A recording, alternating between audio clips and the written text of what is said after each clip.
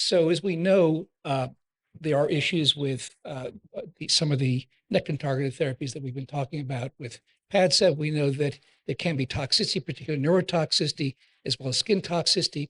So we'd like to improve upon that. We'd like to also potentially reduce the frequency of dosing.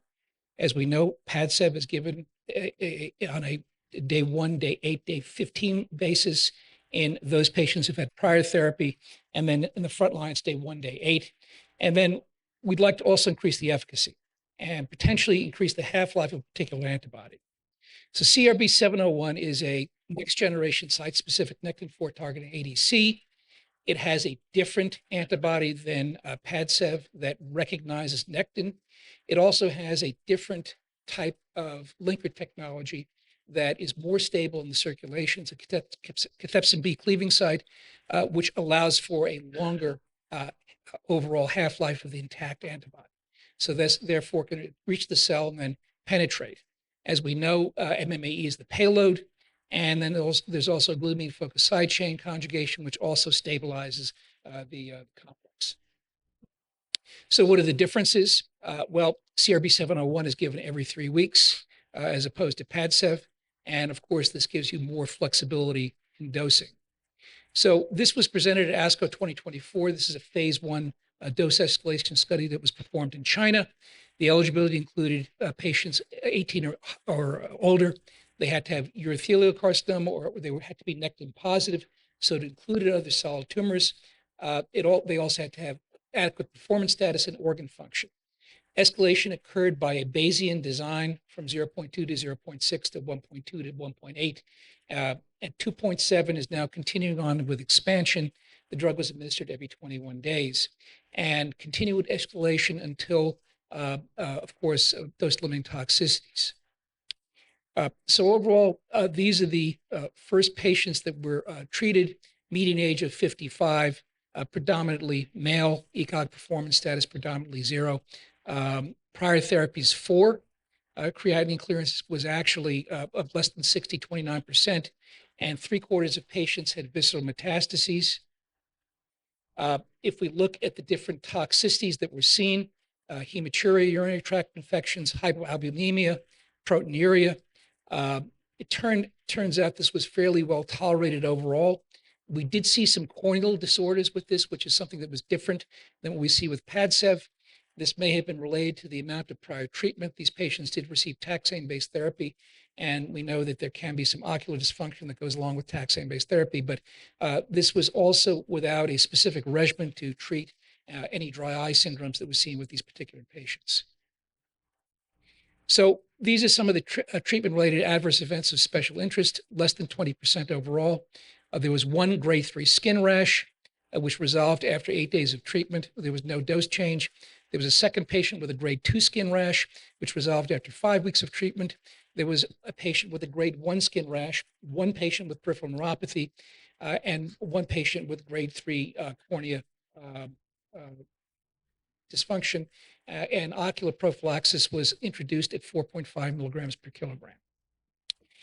So this is a rather complex slide, but it basically tells us that the amount of free MMAE is much lower than what you would expect with a concomitant dose of PADCEV.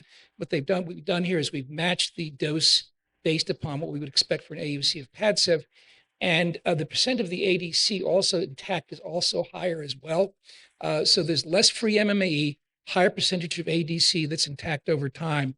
And that may be a reason why we're seeing less skin toxicity, perhaps less neurotoxicity as well. So this is looking at the safety profile of this particular agent compared to PADCEV. These are, of course, different studies, different phases. And of course, these studies have not necessarily reached their maximal tolerated dose, but we see that both the bicycle compound as well as the 701 compound does seem to have less peripheral neuropathy than PADCEV, 49% for PADCEV, 36% for bicycle. And then for the Corbus, it's 16%. Skin reactions also seem to be lower with these particular agents, both bicycle 18% and Corbus overall, compared to 45% for PADCEV. No neutropenia was seen with the Corbus compound, and there were no dose reductions. So this is the phase 1 data from responses. There are multiple tumor types involved. The light blue are the urothelial carcinoma, and there were 2 of 7 partial responses that are confirmed and ongoing. And there were responses seen in cervical cancer as well as in breast cancer. And of course, as I mentioned before, in urothelial carcinoma, objective response rate 44%. This was 4 of 9 at the 36 milligram per kilogram dose. And cervical cancer, the response rate was 43%. This data, of course, is not mature, but there are some patients who've had stable disease out to 17 months. The responses in most of these patients are still ongoing. So to summarize, the objective response rate in urothelial carcinoma was 44%. Cervical cancer was 43%. The dose at the first objective response seen stable disease was 0.2 milligrams per kilogram. The first PR was 1.2 milligrams per kilogram. The longest observed response durations, a partial response for 8 cycles, 24 weeks, and 51 weeks for stable disease. 21% of the participants are still on treatment. And the first 2 expansion doses have been chosen at 2.7 and 3.6 milligrams per kilogram. And this is the dose escalation schema. This is now open both in Europe and the United States. So the patients are being randomized to 2 different doses. And also there's a separate cohort that's looking at this with CRB-701 plus a checkpoint inhibitor. There's a bladder cancer population. There's a non-urothelial tumor population as well, including breast cancer and cervical cancer. And then there's a basket study that's looking at those patients that are Nectin positive, and this can include other solid tumors as well. So in conclusion, CRB-701 has a different linker technology that may result in lower levels of free MMAE, and this is postulated to result in less toxicity. And phase 1 studies are exploring the role of Nectin-targeted therapy in multiple tumor types. Thank you.